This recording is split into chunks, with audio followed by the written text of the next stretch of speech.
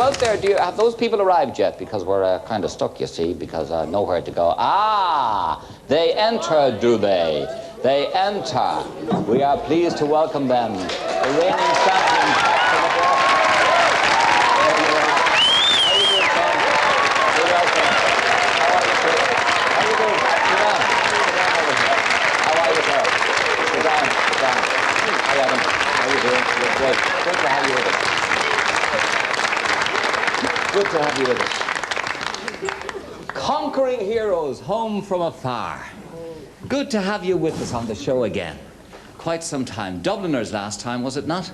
That's right. And then before that, when you were all young and innocent and starting out. Aren't we still young and innocent, Gay? You're not so young and you're not so innocent anymore. No, but however, you're doing grand. How are you? How are you? Fair to middling. Talk to me about how you are, all of you. Bit burnt out, but none the worse for wear. 6 months in LA can do strange things to anyone. It's a strange place. Particularly to Edge. Yeah. Burnt out? A bit burnt out. Tell me how and why. Fatigue, is it? You're just I was feeling great until he said that, actually. I haven't felt as good in ages, actually. Yeah, no, we have a bit of time. Are you off. burnt out? It's all those late nights, Bono, with you down in the Pink Elephant. That's They can't keep up with me. He's only a boy, Gay. But you've had a hell of a run of work, haven't you? I mean, how long has it been going on now, non-stop? Well, since we started the Joshua Tree album, really, we haven't had a real break. This is the first break since then. And that's when... Is this a break? This is the break. This, I'm informed, is the only thing you're doing, you see, and we're very glad to have you. So what are you doing to relax, all of you? Larry, what are you up to relax? What are you at? I'm doing a bit of knitting. No, it's difficult. Like you coming off the road, and then we went into trying to edit the film and just been involved in that and just doing the soundtrack to that. So it's taken a bit of time to relax and come to grips with it. I personally do some stuff with Mother Records, so I'm kept going, sort of filling my time in, you know.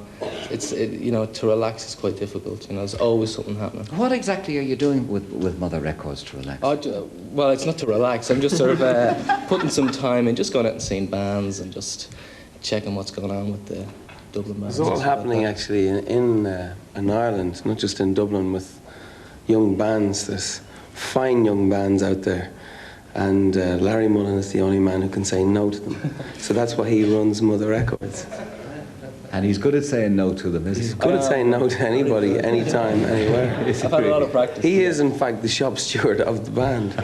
And no is his answer. Yeah, basically, 90%. That's his answer. Well, I invented you, so I mean, that's it. There you go. We all basically owe Larry Mullen Jr. a job. He was the man who started. It is, after all, the Larry Mullen Band. And we all still see it like that. I gave these guys the first and only job. This is true. This is true. This is true. Right. And do they express their gratitude in any real? They don't appreciate me. No, they don't. That's why that's why we wanted to do the show. Was we felt we had to put it on the record, or that he's the owner of the band. And yes, that's right. He's the boss, really. Good. Are you doing any motorcycling this weather? I'm doing a touch. The weather isn't great for it. When we were in Los Angeles, it was perfect weather for getting out on a bike, you know, but it's a bit wet, as they say, you know. I'm sort of I'm maybe a weekend biker. Yeah. This is the only man I know, by the way, who's able to run over his own foot on a motorbike. He actually did that. Not easy. It's not easy. Edge, what are you doing to relax now? I actually came back from America and I found I couldn't relax.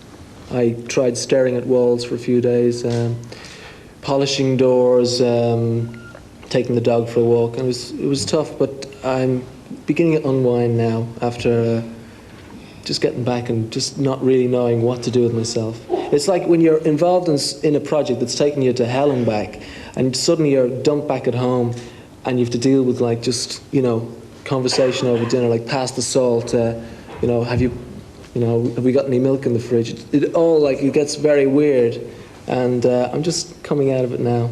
Nice and mellow right now. Yeah. What about you, Bono? To relax. Yeah. I've spent a lot of time in bed. I have been in bed a lot. I seem to be going to bed when the wife is getting out of bed. This is unfortunate, but Perhaps you better explain that, Bono, in a little more detail. no, I haven't quite. I'm not on Dublin time yet, and because I blame it all on the jet lag. It's really I'd blame it on the Jack Daniels myself. no, it's commitment to Buy Irish edge. I like to support nightclubs throughout Dublin and Ireland, and I feel it. No, I feel it's my duty. I don't enjoy it at all, No. and because I can't get to sleep at night. The only thing open at 4 or 5 or 6 in the morning is a bottle sometimes. Well, no, it's not at all. That's an exaggeration, but So I find you're leading your life at night.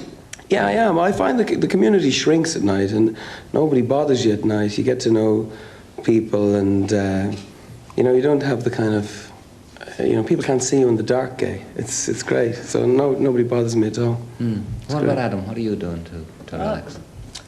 I haven't really worked it out yet, but one of the things is just being able to get back into that kind of level of Dublin life that, maybe you were a part of 10 years ago before all this happened, which was getting used to walking across the Halfpenny Bridge or whatever and through the Merchant's Arch and just seeing those places and just seeing the change that's happening in the city. And it seems like there's a lot of creativity going on here, but there aren't any jobs. And the problem seems to be completely different in other countries. Like there's a lot of jobs, but no real creativity. So it's just getting a feel for being back in Ireland and being Irish again. How long has he been calling it the Halfpenny Bridge? None of you in all the years. It's Oxford English, gay. That's Oxford English. Just watch it along. See? Straight from the Welsh valleys. Yeah. I know where it is, and that's what's important.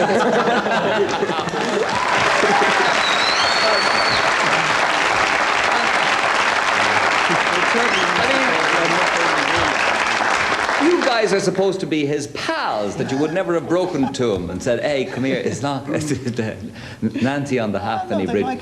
They like that sort of individuality. That's Have you not seen? Adam. I think the greatest line in the Rattle and Hum film is where Adam says, "Pass the tissues, Finton." I think it's excellent. Talk to me. Out in the wild, Sorry, Adam, you have to be a little bit civilized. Yes, indeed.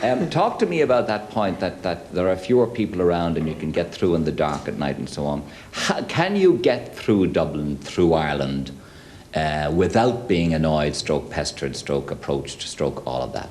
Larry, you're still drinking like in Howth, reasonably unmolested. Yeah, there's sort of, I don't know how to. If you go into town sometimes, you find that people just tend to just push it a little bit too much. But you don't mind signing autographs with people. People sometimes just want a piece of you. I find that living in Hope and all that I can actually go out and people are used to seeing your face around, and generally they sort of leave you alone. But it's like the guy said, I'm pretty straight about it. If people hassle me, I will tell them to piss off. Got no problem doing that with, if people push it too far, but I've got no problem signing autographs with people. But if they step over the mark, if you're trying to have a quiet drink with your friends, there is time to say, look, leave me alone. Actually, I find the